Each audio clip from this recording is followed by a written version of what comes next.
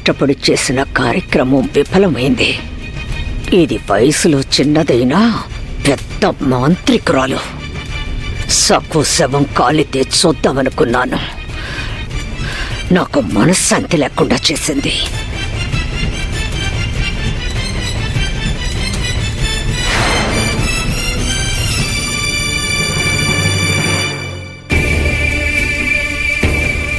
బాబాగారు, నువ్వా మళ్ళీ ఎందుకు వచ్చాడు అక్కడికి? నా ముందు నిలబడే అర్హత కోల్పోయావు. వెళ్ళు, వెళ్ళెక్కడి నుంచి. వెళ్ళకపోతే నేను భస్మం చేస్తాను. బాబా, మీరు అలా అనకండి. నేను ఏ నియమం పాటించలేదు. నేనేం తప్పు చేశాను? నేను మీరు చెప్పినట్టే చేశాను బాబా. మీరు నన్ను ఆదేశించారు ఒంటి కాళ్ళ మీద నిలబడి జపం చేయమని. చేశాను. ఉపవాసం ఉండమన్నారు, ఉన్నాను. మోసగాడా, నాకే అబద్ధాలు చెప్తున్నావా? ఎలా చూడు, ఇతరులను మోసం చేసేవాడు తాత్కాలికంగా గెలుస్తాడు, కానీ తననే మోసగించుకునేవాడు ఓటమి పాలవుతాడు, నాశనం అవుతాడు. ఒరేయ్ మూర్ఖుడా, నువ్వు నాకు అబద్ధం చెప్తున్నావా? నువ్వు ఒంటి కాళ్ళ మీద జపం చేయలేదు. నీ సేవకుడి మీద కాలు పెట్టి జపం చేశావు. అసలు జపం పూర్తి చేయలేదు.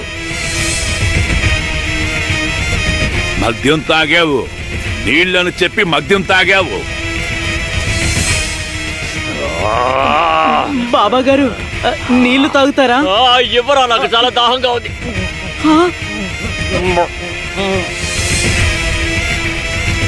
హడావిడి కార్యక్రమం చేయడానికి హడావిడి పట్టావు. అదృష్టం, నీ అదృష్టం అనుకో. జింగురోబా నిన్ను హోలీ మంటల్లో కాల్చేయలేదు, కనికరించాడు. అబద్ధం అబద్ధం అరకవా? వెళ్ళు, వెళ్ళెక్కడి నుంచి వెళ్ళు.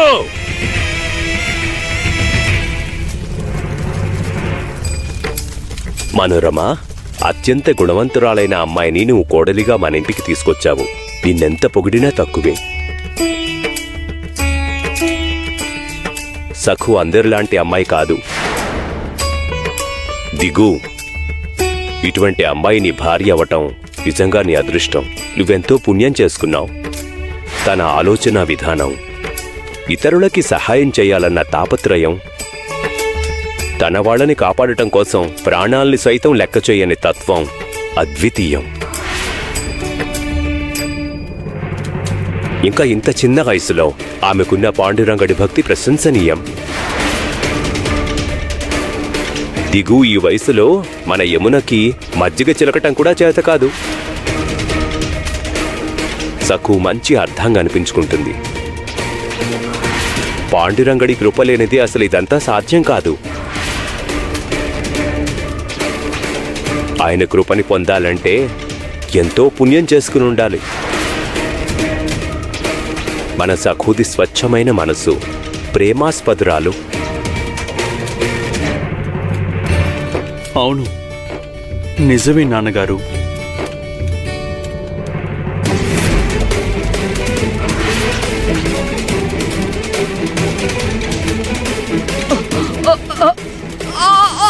మనోరమ, అరే ఏమైంది అమ్మా?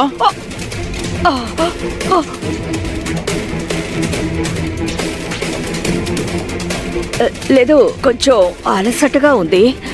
నేను వెళ్ళి కాసేపు విశ్రాంతి తీసుకుంటా. నిదానంగా. అన్నయ్య, నా మనసులో ఉన్నది చెప్తున్నాను. నిన్నెలా చూస్తుంటే చాలా సంతోషంగా ఉంది. కానీ నాకు ఆశ్చర్యం కలిగించే విషయం ఏమిటంటే, మేము కార్యక్రమాన్ని అక్కడ ఆశ్రమంలో చేశాం. నువ్వేమో ఇంట్లోనే ఉన్నావు, పూర్తిగా కోలుకున్నావు. బాబాయ్, నాగొజ్జి బాబా గారు సమర్థవంతులు. ఆయన మహిమ వల్లే నాన్నకి న్యాయమైంది.